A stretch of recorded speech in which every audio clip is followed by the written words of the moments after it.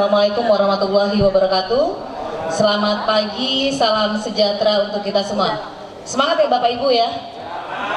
Karena kita kedatangan orang penting nih yang sudah ditunggu-tunggu gitu ya. Baik, pada sesi kali ini kita akan ada pembicara khusus kita ya dari Ombudsman. Itu Bapak YK Hendra Fatika. Mungkin udah nggak asing ya di pertanian, terutama di peternakan Pak YK ya. Nah ini sudah kiprahnya mendunia gitu ya, jangankan menasional gitu ya. Jadi pada saat ini kalau kita ketahui bahwa lembaga Ombudsman adalah lembaga negara Indonesia yang mempunyai kewenangan mengawasi penyelenggaraan pelayanan publik ya, baik itu diselenggarakan oleh pemerintah, jadi termasuk BUMN, kemudian BUMD, bahkan termasuk juga perseorangan atau swasta yang memang mendapatkan istilahnya anggaran ya Pak ya dari pemerintah. Nah jadi bagaimana nih pelayanan kita dilihatnya seperti itu ya. Nah kemudian pada sesi kali ini mungkin nanti kita akan mendengarkan nih bagaimana sih pelayanan publik dilihat dari sisi Ombudsman itu dalam kita menghadapi krisis pangan dan El Nino ini Pak. Jadi Pak Menteri sangat concern ya, karena sekarang kita lihat sekarang aja udah panas banget ya Pak ya. Jadi dampak itu efek itu sudah terlihat, apalagi nanti dampaknya. Nah bagaimana nih langkah-langkah kita dan bagaimana nih rekomendasi dan pandangan dari Ombudsman. Mungkin seperti itu pengantar dari saya. Untuk selanjutnya kami persilakan kepada Pak YK Hendra Fatika untuk menyampaikan materinya. Baik, Bu Mela, terima kasih. Assalamualaikum warahmatullahi taala wabarakatuh. Selamat pagi, salam sejahtera bagi kita semua. Kalau kita melihat data katakanlah dari tahun 2014 sampai sekarang, sebetulnya mestinya kita sudah harusnya khawatir gitu dengan adanya El Nino itu. Dengan adanya El Nino yang tahun ini sudah dideklarasikan oleh BMKG. Sebetulnya kalau kita berbicara dampak di tahun ketika ini berjalan, maka sebetulnya berbicara dampak sudah agak telat. Tetapi seperti pepatah, better late than never katanya. Lebih baik terlambat daripada tidak tahu sama sekali. Bapak Ibu, perlu saya sampaikan, menurut keterangan dari BMKG, pada tahun 2014 sampai 2016 kita mengalami El Nino. Nah, jadi jangan khawatir, sebetulnya tahun 2014, 2015, 2016 itu iklim cenderung El Nino. Jadi musim kemaraunya sangat kering. Nah, setelah itu dibalas tahun 2017 sampai 2022. Jadi kalau tadi kita berbicara 2014 sampai 2016, berarti 3 tahun, maka setelah itu dari 2017 sampai 2022 berarti berapa tahun? 6 tahun. 2014, 15, 16 El Nino, kemarau kering. 2017, 18, 19, 2020, 2021, 2022. 2022 kita mengalami La Nina. Saat La Nina, musim kemarau cenderung basah. Jadi kalau kita lihat produksi relatif melimpah, terutama untuk pangan, tetapi juga kualitasnya tidak terlalu bagus karena hujan, susah untuk melakukan pengeringan. Jadi di masa lalu El Nino 3 tahun dibalas dengan La Nina 6 tahun. Nah sekarang kita mulai lagi memasuki El Nino di tahun pertama lagi nih, di 2023. Jadi artinya tahun pertama setelah La Nina. Setelah La Nina kita mengalami lagi El Nino. Pertanyaan saya sederhana. Tidak ada yang bisa memprediksikan El Nino kali ini mau berapa tahun. Cuma Bapak Ibu bisa bayangkan kalau sejarah 2014 sampai 2016 El Nino dibalas La Nina 6 tahun, saya khawatir gitu. Saya khawatir dan semoga, mari kita berdoa saja, semoga El Nino ataupun musim kemarau yang kering ini hanya 1 tahun, tidak 6 tahun, gitu kan? Hanya 1 tahun, tidak 6 tahun. Tapi pertanyaan mendasarnya adalah Bagaimana kalau seandainya El Nino itu tidak terjadi di tahun 2023, tetapi berlanjut ke tahun 2024, berlanjut lagi ke tahun 2025? Apa pengaruh dan dampaknya bagi kesejahteraan masyarakat Indonesia, khususnya para peternak dan petani kita? Nah, Ombudsman Republik Indonesia adalah lembaga yang mengawasi pelayanan publik. Ombudsman didirikan itu merupakan pengingat bahwa ada kontrak politik antara negara dengan rakyatnya, antara pemerintah dengan masyarakatnya, bahwa sebuah negara dibentuk, sebuah pemerintahan itu dijalankan pada hakikatnya untuk pertama melindungi masyarakatnya, mensejahterakan masyarakatnya, mencerdaskan masyarakatnya, mentertibkan dan mendamaikan lingkungannya.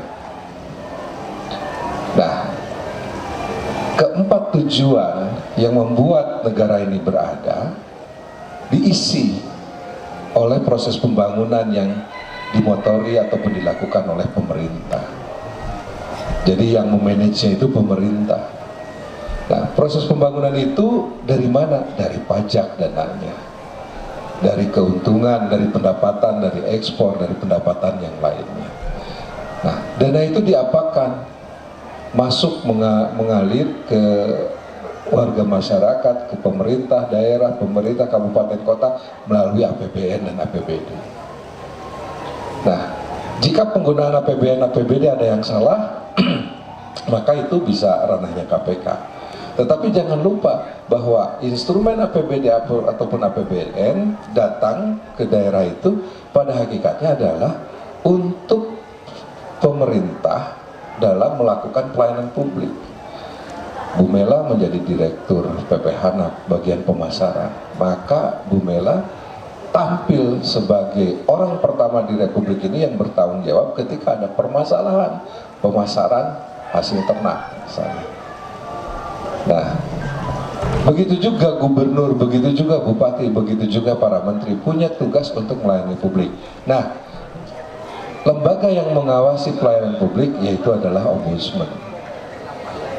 Pelayanan publik itu apa saja? Pelayanan publik itu intinya adalah serangkaian pengadaan barang dan jasa untuk memenuhi kebutuhan masyarakatnya. Jadi pelayanan publik itu adalah serangkaian aktivitas untuk menyediakan kebutuhan masyarakatnya. Nah, pelayanan publik itu ruang lingkupnya banyak sekali. Dari mulai kita bangun sampai tidur lagi itu banyak sekali unsur-unsur pelayanan publik. Nah, tadi kita berbicara masalah perubahan iklim. Pertanyaannya tadi, bagaimana kalau El Nino kali ini ternyata berlanjut pada El Nino berikutnya, berlanjut lagi pada tahun berikutnya? Pertanyaannya berarti adalah apa yang harus dilakukan oleh pemerintah untuk melayani masyarakatnya agar El Nino itu ya paling tidak bisa dimitigasi, bisa dikurangi dampaknya, bisa diatur dampaknya sehingga kerugian masyarakat itu tidak terlalu banyak. Nah, itulah yang disebut dengan pelayanan publik. Nah, hari ini kita berbicara, paling tidak Ombudsman menyampaikan hati-hati ketika El Nino itu melanda, maka apa yang terjadi? Air berkurang. Kalau air berkurang, kira-kira ketersediaan pakan melimpah enggak? Berkurang. Kalau ketersediaan pakan berkurang, kira-kira produksi hewan ternak meningkat atau berkurang? Berkurang. Kira-kira kalau itu terjadi, misalnya kerawanan pangan di Indonesia ini meningkat atau berkurang? Nah, kira-kira nanti hubungannya dengan kesejahteraan peternak berkurang atau meningkat? Berkurang. Nah, kalau kita sudah tahu itu, maka pertanyaan sederhananya, apa yang harus dilakukan oleh pemerintah? Nah, di sini saya melihat pasti biasanya kalau ada PENAS, biasanya banyak pengurus KTNA. Nah, pengurus KTNA di lapangan itu saya yakin memiliki pengalaman tadi cerita 2014-2016, bagaimana saat itu meskipun pemerintah mengguyur, saya masih ingat tuh waktu itu Pak Amran mengguyur dengan berbagai macam bantuan pompa, tetap pompanya ada, tapi airnya nggak ada. Gitu. Ya, dan waktu itu produksi berkurang, impor naik, gitu kan.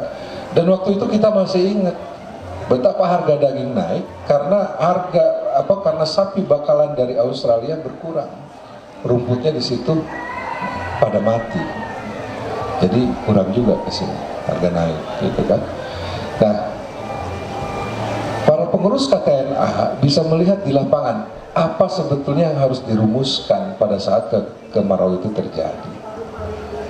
Nah, momen inilah yang harus disampaikan kepada pemerintah.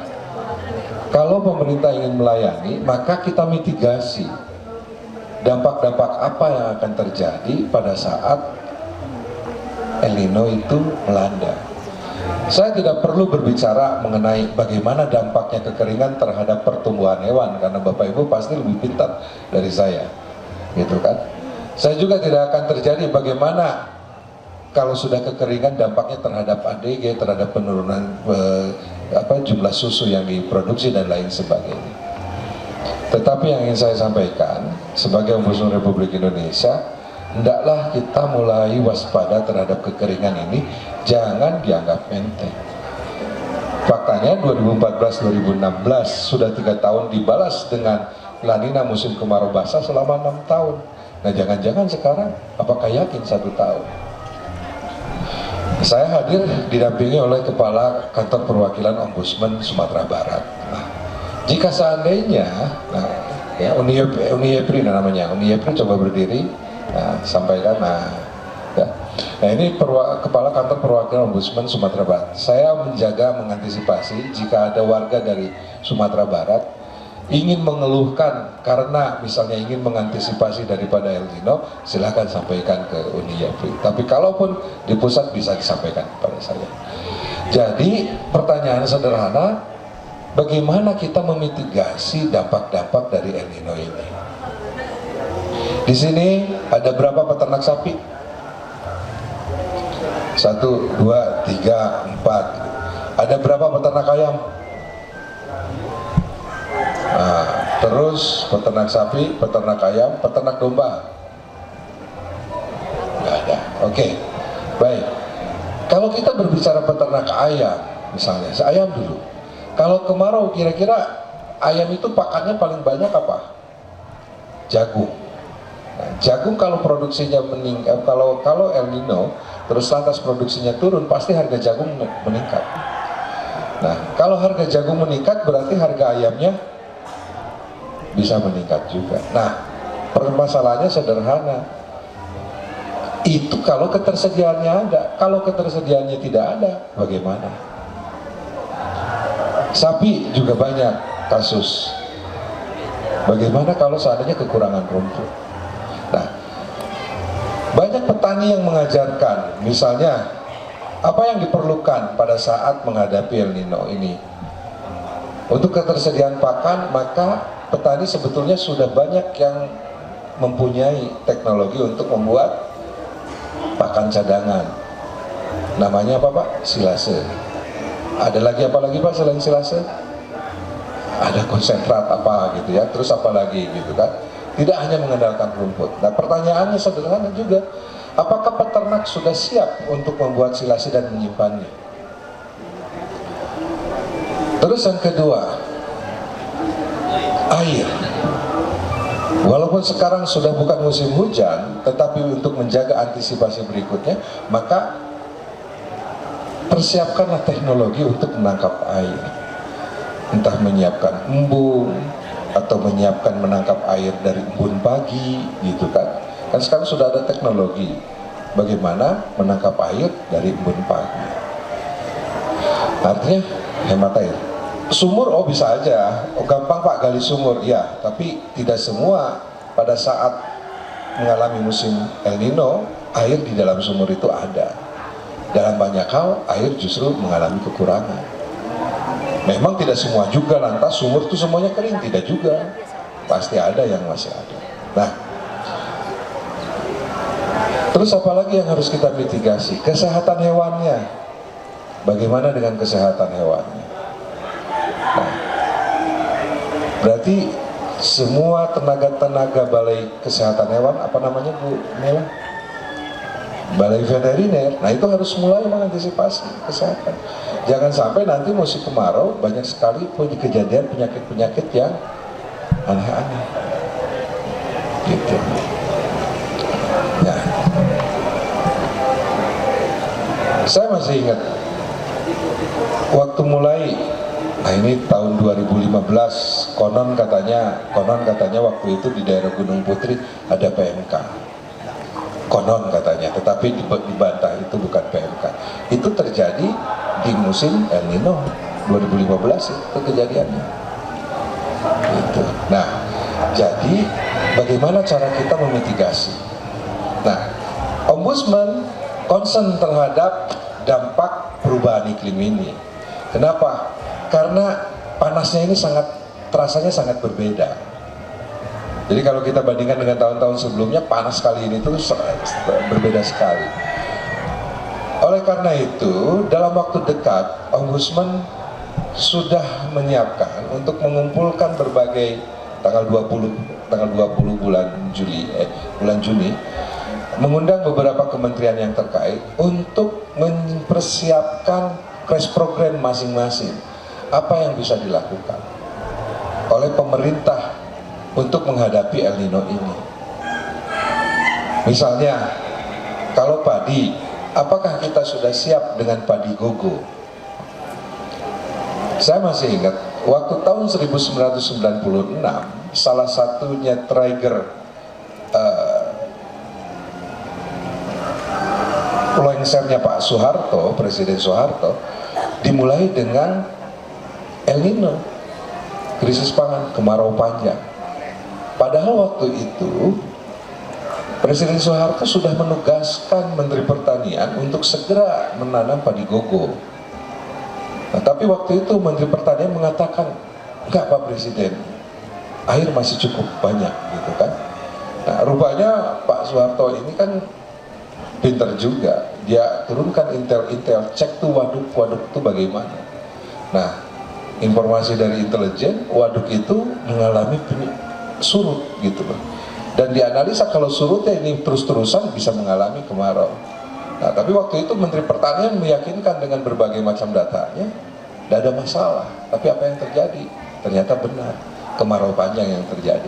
Nah, itulah dampak kekeliruan dari mengantisipasi musim El Nino ini sampai rezim bisa turun. Trigger ya. Nah, setelah itu kan ada krisis ekonomi tahun 96. Nah, jadi sikap kita menghadapi El Nino ini jangan sikap yang optimistik. Ya memang harus optimistik semuanya. Tetapi dalam memberikan pelayanan publik, maka sikap kita dalam menghadapi El Nino ini harus pesimistik. Artinya apa pesimistik itu?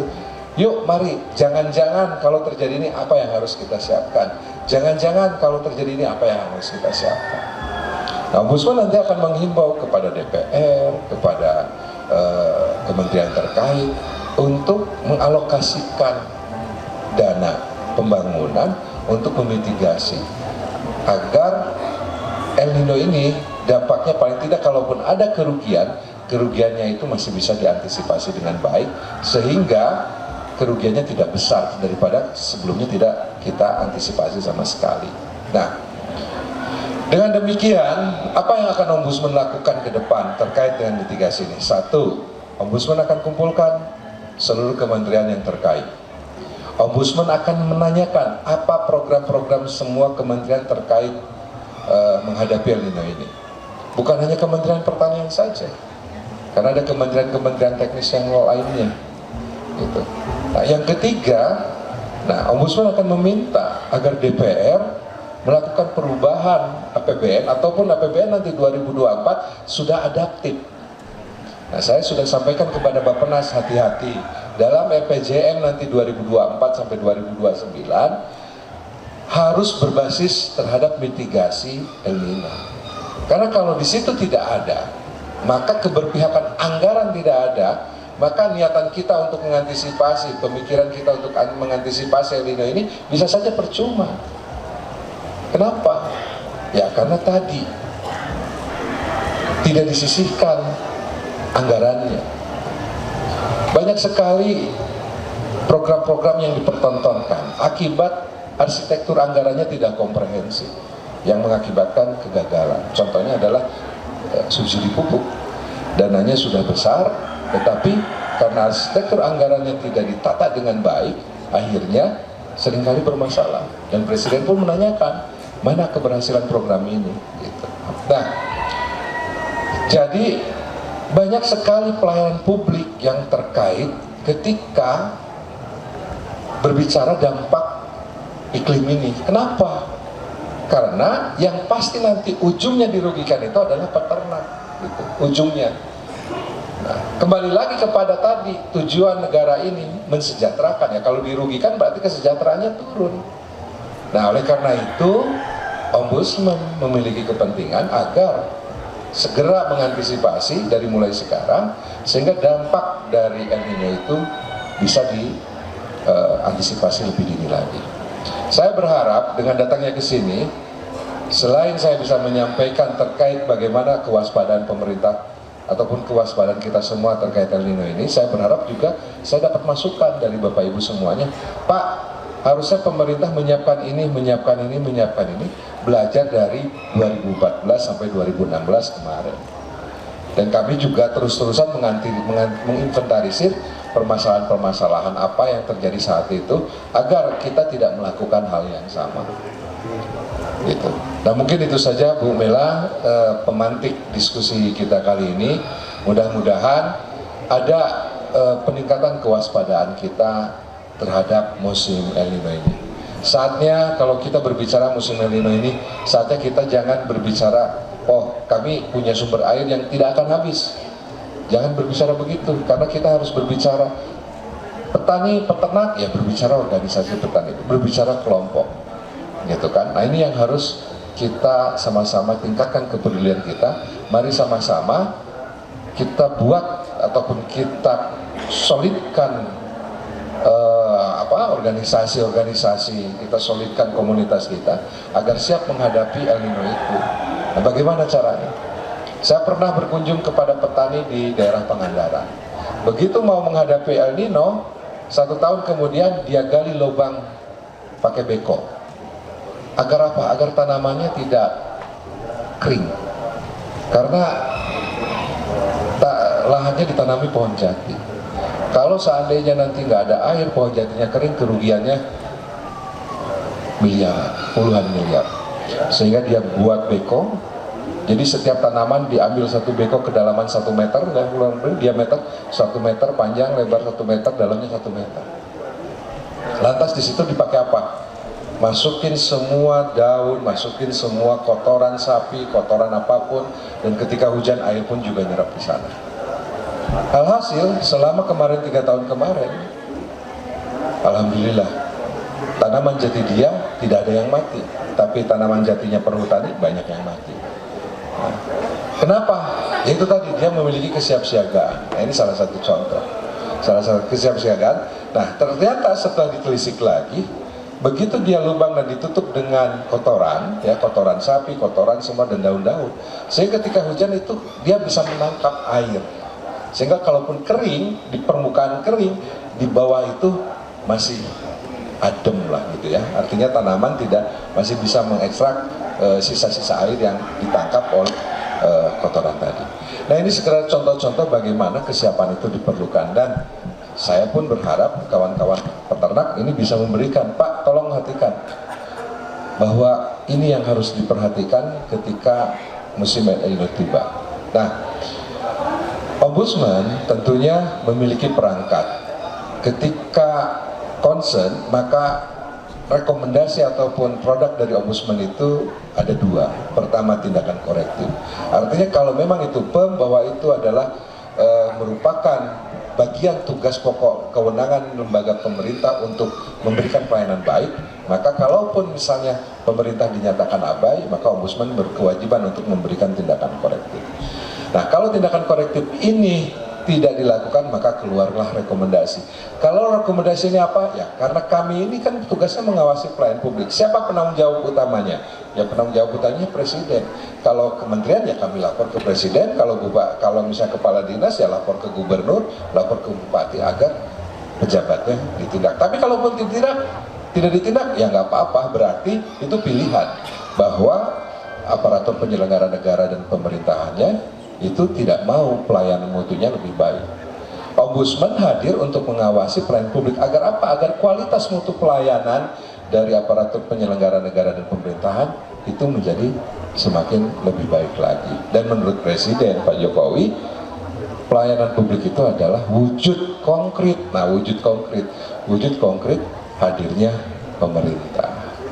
Mungkin itu saja yang bisa saya sampaikan. Terima kasih. Wabillahi taufiq wal hidayah. Assalamualaikum warahmatullahi taala wabarakatuh. Baik, Bapak Ibu semua. Jadi kalau terakhir tadi pelayanan publik itu apa?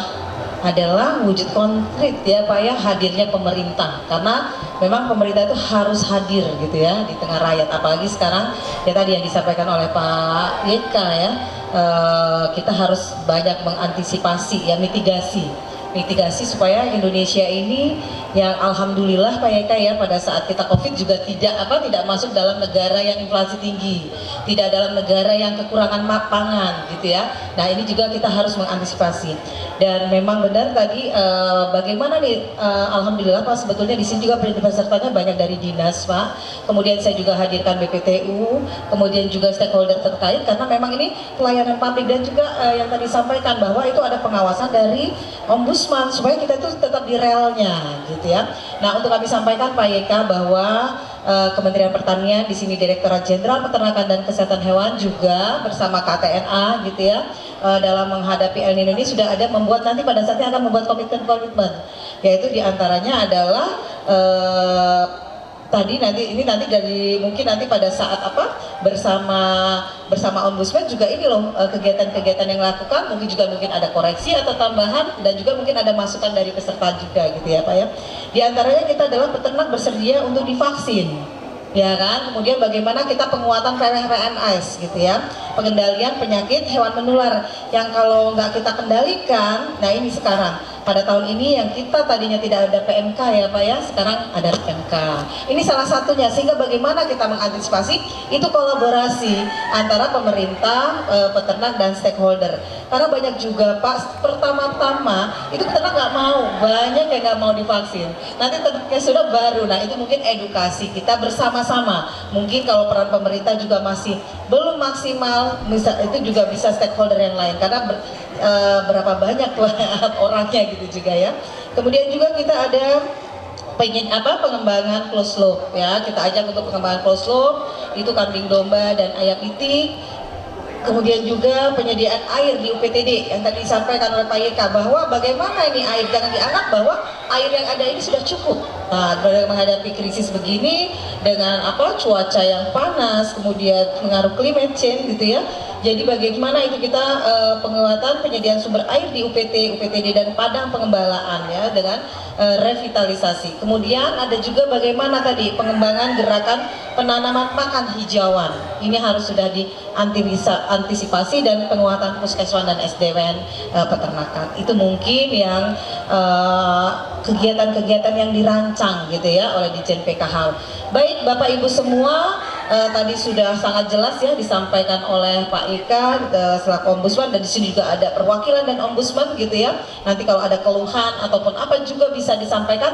Tetapi Bapak Ibu, mumpung ada orangnya nih yang nasional gitu ya, nggak ada orang, ayo monggo yang ingin bertanya atau berkontribusi atau memberi masukan, saya persilakan. Saya perkenalkan, nama saya Pak Muhammad Zaki dari Provinsi Sumatera Selatan ya, tepatnya di Kabupaten Muara Pak. Nah, tepatnya lagi di Desa Hujan Mas. Bapak Ibu peserta yang kita hormati, ada beberapa hal yang ingin kami tanyakan pada kesempatan ini. Pertama, bahwa yang namanya ombudsman ini Pak, Bu ya, bagi kami petani, kami masyarakat bawah ini apa itu masih langka ya. Tapi selain di TV-TV itu Ombudsman ini berkiprah sekali membantu masyarakat. Nah, yang menjadi pertanyaan kami Pak ya, saya tidak akan menyentuh ke masalah El Nino-nya, cuman ke masalah hajat hidup petani, khususnya petani kadena ini ya. Perlu kita ketahui Bapak bahwa saat ini di era sekarang ini ya banyak sekali petani-petani yang berkonflik dengan pihak-pihak perusahaan, terutama perusahaan-perusahaan sawit, perusahaan-perusahaan besar. Kemudian mafia-mafia tanah ya. Nah, yang jadi permasalahan kami Bapak ya, di sana belum kami lihat Ombudsman hadir ya. Kalau kita lihat petani-petani yang bermasalah dengan pihak-pihak perusahaan ini sangat sedih sekali Pak Brenda Pak. Ini orang-orang kita KTA. Nah, kami mohon bagaimana pihak Ombudsman bisa hadir di tengah-tengah masyarakat petani yang berkonflik dengan perusahaan tadi. Terima kasih. Wassalamualaikum warahmatullahi wabarakatuh. Pertama, terhadap pertanyaan itu saya menjadikannya sebagai semangat untuk selalu giat ke lapangan. Jadi kalau saya ada kunjungan-kunjungan kerja itu saya paling senangnya ke lapangan. Yepri selalu bilang, Pak pimpinan kalau datang tuh coba ketemu gubernur, ketemu bupati. Nggak mau, saya bilang, biarkan yang ketemu gubernur, bupati, imun Yepri ya, saya ketemunya dengan masyarakat saja. Nah, jadi itu menjadi pemicu. Tapi yang kedua, lantas saya pun mempelajari bagaimana, karena ombudsman ini namanya memang kurang familiar ya dibandingkan dengan nama-nama lain, misalnya KPK, Komisi Pemberantas Korupsi. Nah, tapi kalau ombudsman itu kadang-kadang apa ini ya, berimajinasinya, karena memang diambil dari bahasa Inggris gitu ya. Nah, ombudsman di negara lain ada juga namanya ombudsman. Di Belanda ada ombudsman, di Eropa, di Inggris ada ombudsman banyak. Di Australia ada ombudsman, jadi namanya ombudsman. Jadi mungkin satu-satunya lembaga di Indonesia yang namanya punya padanan kata di tempat di negara lain ya ombudsman ini, karena namanya sudah familiar gitu ya. Nah, ternyata saya cek, seperti misalnya di negara-negara maju di Eropa, di Prancis, di Inggris, di Belanda, ombudsman pun kurang populer. Nah, kenapa? Karena ternyata ombudsman tidak perlu populer. Kenapa? Yang harus populer itu pemerintahnya. Misalnya Ibu Mela, saya mengawasi Ibu Mela, memberikan dukungan pengawasan pelayanan publik kepada Ibu Mela, maka tugas Ibu Mela itu akan menjadi lebih baik.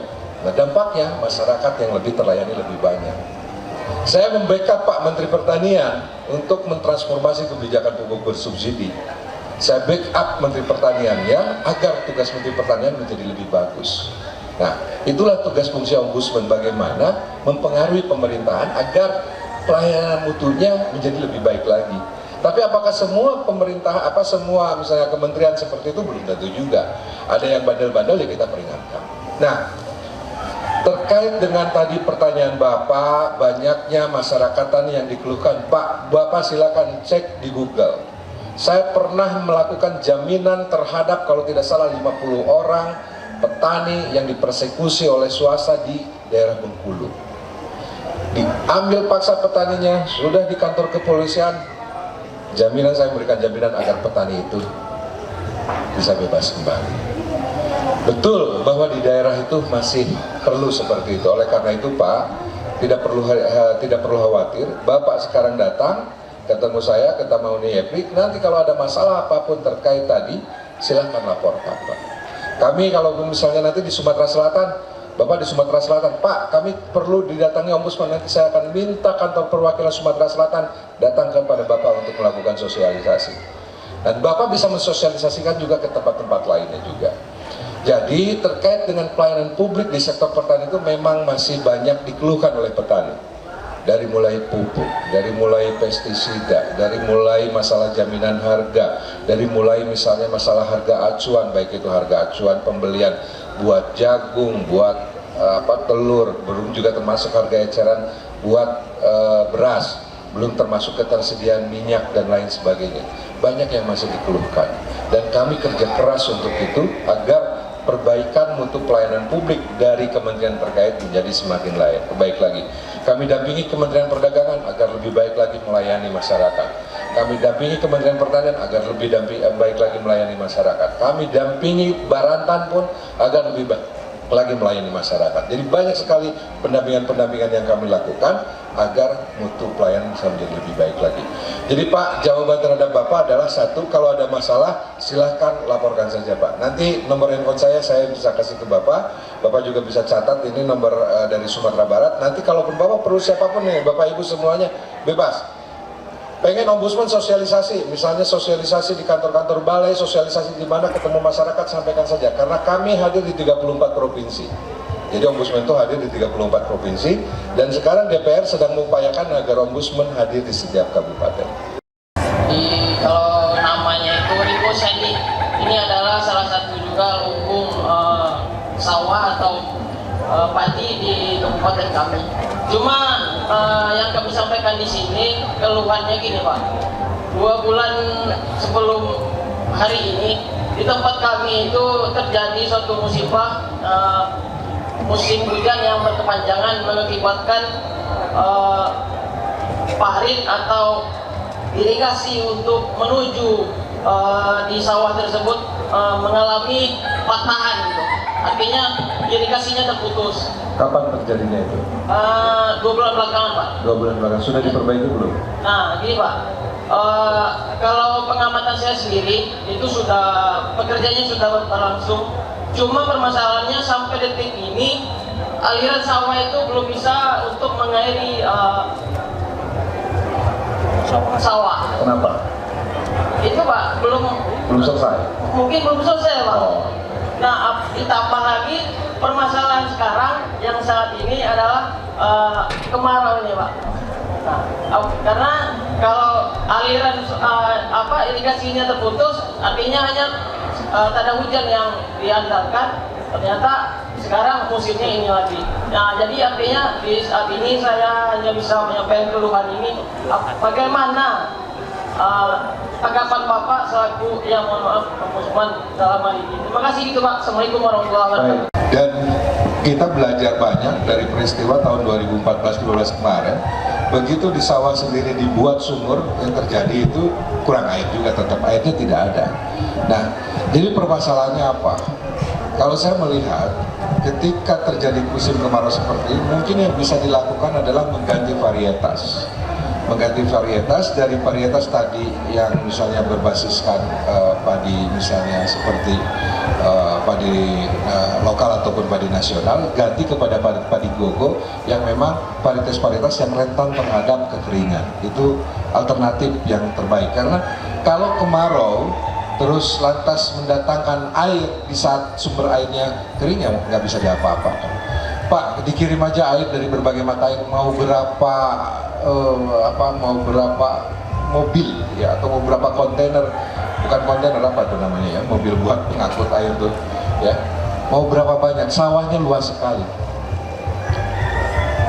1 kilogram beras itu membutuhkan 1.200 liter air. 1 kilogram, untuk memproduksi 1 kilogram beras membutuhkan 1.200 liter air. Mau air seberapa banyak kalau sudah musim kering, gitu kan? Nah, terkait tadi irigasi, nanti insya Allah kami akan pantau ya. Tetapi kalau memang belum beres ya, agar bisa berfungsi ya harus diselesaikan dulu. Harus diselesaikan. Kalau tidak selesai, apalagi kejadiannya baru 2 bulan, ya mungkin masih proses, kita beri waktu. Nah, tetapi kalau misalnya itu nanti terlalu lama, nanti disampaikan. Nanti mudah-mudahan dalam kunjungan kerja saya berikutnya, saya akan prioritaskan untuk mengunjungi wilayah tersebut. Nah, ini yang Batang Lawas adalah mengaliri 5 desa, Pak, 5 nagari. Tentu selama ini tahun kemarin telah mengadakan pengukuran oleh DWSS 5 kalau nggak salah, Pak. Tapi yang tentu di sini memang telah terjadi pengurangan air yang signifikan. Tentu di sini secara geografis airnya tidak mencukupi untuk 5 desa lagi. Tetapi kami heran kenapa dulu wewenang pusat, tapi sekarang kewenangan Banda Batang Lawas kiri kanan itu belum tentu statusnya, Pak. Terima kasih, Pak. Assalamualaikum warahmatullahi wabarakatuh. Penyuluh itu hanya memfasilitasi ya. Bapak paham itu ya, Pak? Ya, Pak. Berarti Pak. Ya. Oke. Berarti Bapak kan yang mendata kelompok. Iya, betul. Bapak lakukan itu nggak pendataan? Lakukan. Nah, Bapak catat dalam pendataan bahwa musim sekian butuh pupuk, Iya, musim tanam ya. tanam sekian, Bapak lakukan itu. Lakukan. Nah, data itu Bapak berikan kepada siapa?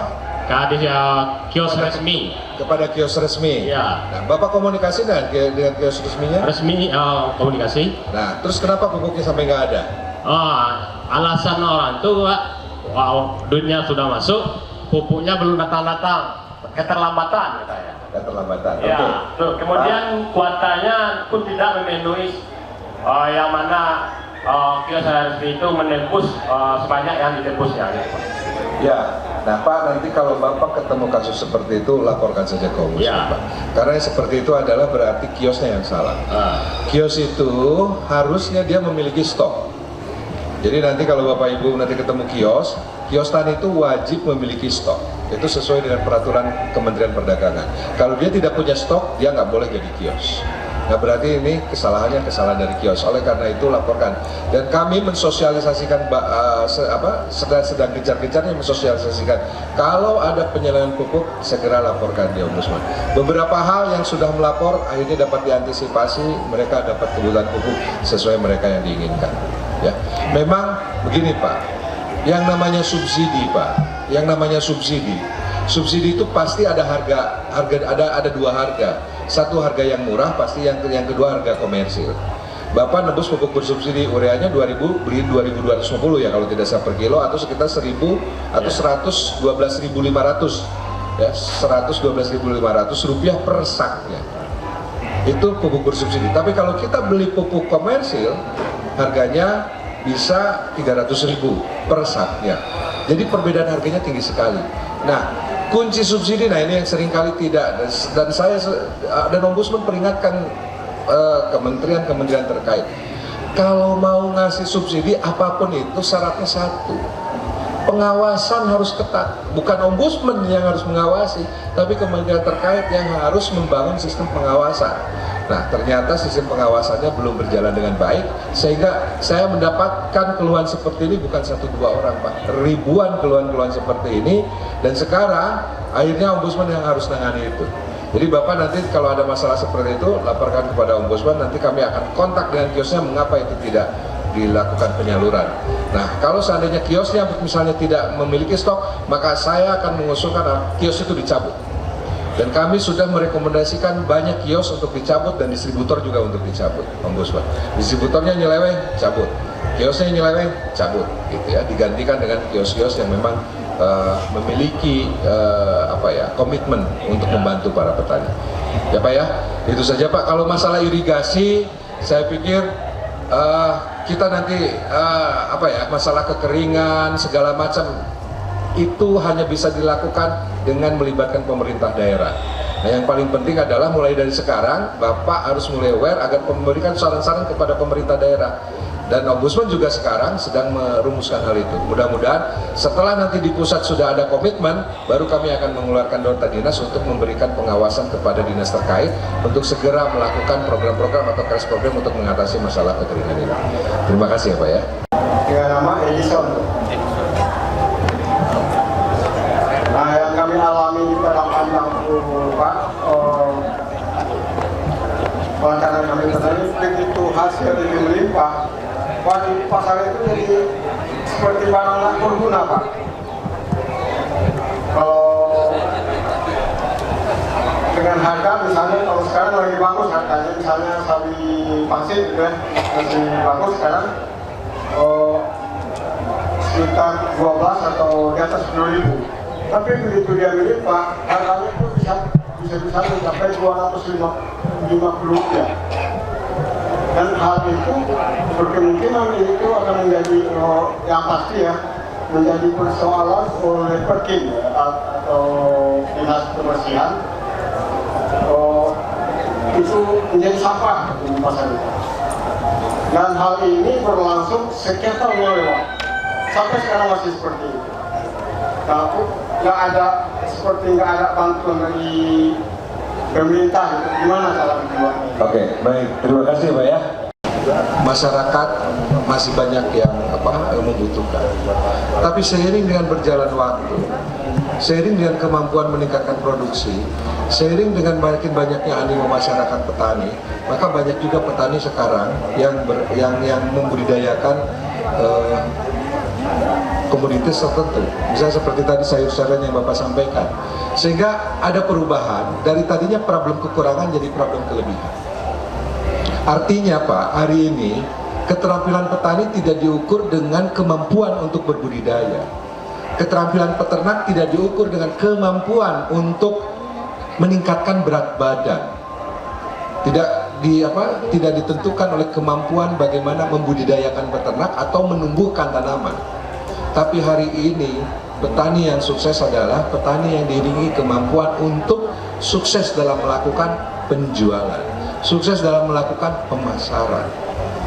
Jadi sekarang tidak bisa lagi Pak, dalam musim sekarang nanam petani misalnya gini, ini saya sudah nanam, musim depan mau nanam apa? Ayo udahlah nanam biasanya saja. Tidak bisa seperti itu Pak. Kita harus tahu musim depan ini kita nanam apa, apakah ini nanti panennya akan kelebihan atau tidak. Nah, disitulah Pak hakikatnya mengapa Bapak harus berkelompok, mengapa antar kelompok harus ada komunikasi agar saling tukar menukar informasi. Pak jangan tanam cabai, kenapa? Karena si anu udah tanam cabai semua. Bapak kalau tanam cabai sekarang pasti rugi. Itu adalah kerjanya penyuluh mestinya. Nah kalau masalahnya penyuluhnya nggak kerja itu lain lagi ceritanya, gitu kan? Nah jadi kalau penyuluhnya nggak kerja ya kitanya yang harus aktif, karena kita tidak mungkin menaruhkan hasil, mempertaruhkan hasil kepada orang lain. Petani itu adalah insan yang merdeka, petani itu adalah insan yang mandiri. Jadi kalau seandainya ada orang lain yang istilahnya menganggap menjadi beban kita, ya sudah kita harus jadi mandiri. Jadi saran saya Pak, mulai dari sekarang Bapak harus saling rajin-rajin berkomunikasi untuk bertanya, untuk mencari informasi, nanam apa yang paling bagus, jangan ikut-ikutan. Nah biasanya petani itu seringkali ikut-ikutan, lihat si A bagus tanam ini, ikut-ikutan tanam ini. Ternyata waktu si A memang panen bagus harganya, tetapi begitu semakin banyak yang panen, maka semakin harganya semakin jatuh. Nah ini masalah dilematis di pertanian.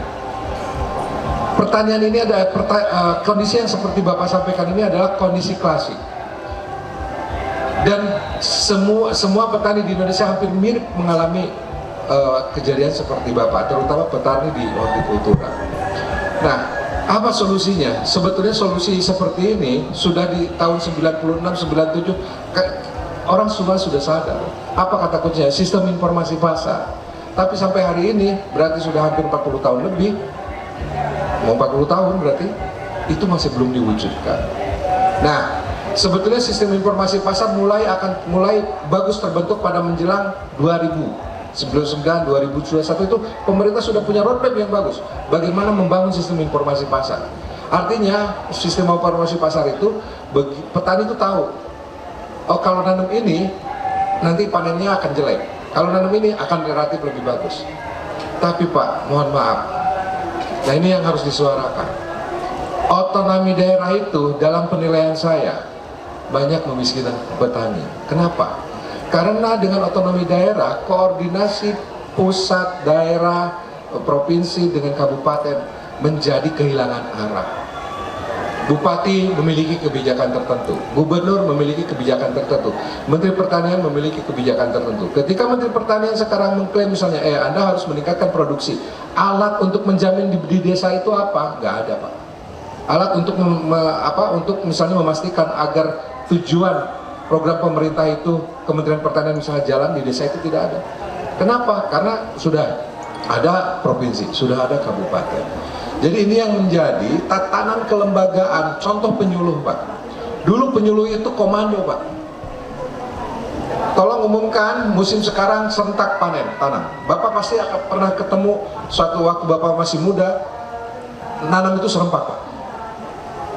Bapak masih ingat Pak, pernah ketemu kan Pak, nanam serempak semuanya, diumumkan oleh pemerintah, kalau mau nanam itu nanam serempak semuanya. Tapi hari ini Pak, Bapak Ibu bisa lihat, satu desa saja, ada yang mulai musim tanam, ada yang panen, ada yang ngolah lahan, dan lain sebagainya. Intinya apa Pak kalau seperti itu? Kita memberikan makanan kepada hama penyakit kita. Di sini Pak, di sini mulai ada bulir padi, muncul wereng. Habis di sini panen, pindah lagi ke sini. Begitu juga tikus, habis sudah ke sini ke sini. Makanya zaman sekarang resiko bertani itu semakin tinggi. Oleh karena itu ini perlu apa? Perlu kesadaran bersama. Dan saya juga menyampaikan, ini otonomi daerah di sektor pertanian itu banyak menyengsarakan. Institusi penyuluhan hancur porak-poranda Pak. Sekarang tidak jelas, kawan-kawan penyuluh coba aja tanya. Penyuluh itu sekarang bagaimana nasibnya? Tidak jelas Pak. Siapa bosnya, laporannya apa, harus ngapain, nggak jelas. Sekarang kerjaan mereka administratif semuanya. Nah kalau sekarang penyuluh saja sudah seperti itu, sudah tidak mendampingi para petani, lantas di lapangan siapa yang mau mendampingi petani? Nah, ini yang menjadi permasalahan dasar. Jadi Pak begini, saya bukan berarti tidak kok Pak ini makin, ya inilah faktanya, bahwa kondisi seperti itu mengharuskan akhirnya petani harus mandiri. Dan saya melihat banyak sekali petani-petani yang mandiri yang justru berhasil. Karena tadi dia mengasah keterampilannya. Pupuk, ketika gonjang-ganjing pupuk susah, banyak petani-petani yang akhirnya pintar terampil membuat pupuk. Apalagi namanya KTNA, kontak tani nelayan andalan, andalan semuanya. Banyak petani-petani, mulai dari apa tuh? Sistem yang kemarin sama Pak Suwan itu apa Bu namanya itu, yang diremes-remes rumput itu. Biosaka, ada lagi Jadam, ada lagi MOL, mikroorganisme lokal, dan lain sebagainya. Nah itu banyak sekali. Jadi sekarang dalam kondisi seperti begini, ya tidak banyak pilihan, selain kita memang harus mandiri Pak.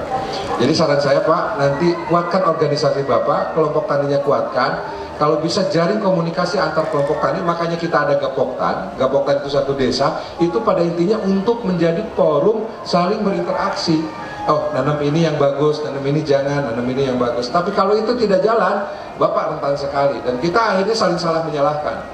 Gitu kan, Bapak salahkan menterinya nanti Bapak juga mungkin bisa salahkan presidennya, Bapaknya nanti nyalahin gubernurnya, bupatinya. Tapi kan akhirnya solusinya kan kita ingin tanaman kita lebih bagus gitu.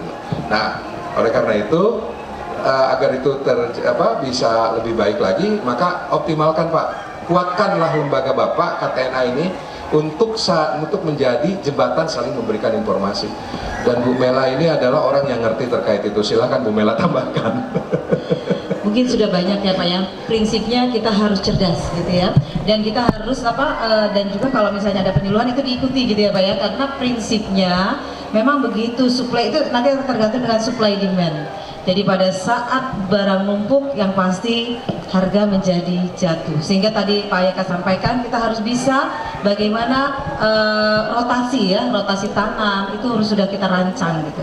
Dan tadi mudah-mudahan nanti semakin banyak yang bisa dikoordinasikan ya Pak ya, termasuk juga ke dinas. Karena apapun juga penyuluh ada di dinas ya, dan juga di sini adalah pengawasan dari Ombudsman. Bagaimana nanti adalah termasuk tadi satu bagaimana pelayanan daripada penyuluh-penyuluh kita. Mungkin karena waktu Pak Yeka tak terasa ternyata sudah 1,5 jam, padahal datanya cuma sejam. Jadi sangat menarik ya. Saya sudah di WA panitia gitu karena ada talkshow yang lainnya. Jadi mungkin kita cukupkan sampai di sini. Banyak sekali yang kita dapat hari ini. Jangan sampai lupa ada beda antara Ombudsman dengan Omnibus Law ya. Jadi nanti Bu Uniefri jangan lupa nanti semakin disosialisasi ya fungsi daripada Ombudsman. Mungkin ada leaflet gitu Pak Bu di kabupaten, karena memang baru ada perwakilan di provinsi, sehingga keluhan masyarakatnya bisa langsung gitu ya.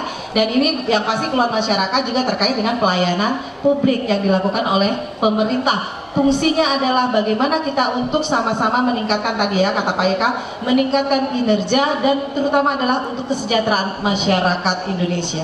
Mungkin itu yang bisa kami sampaikan. Terima kasih kepada Pak Yeka.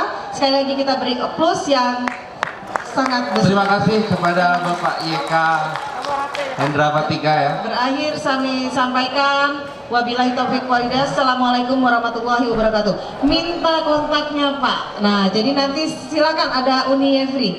Silakan bisa langsung atau bisa ditulis di sini aja ya dengan panitia sehingga nanti bisa dilihat oleh seluruh. Terima kasih.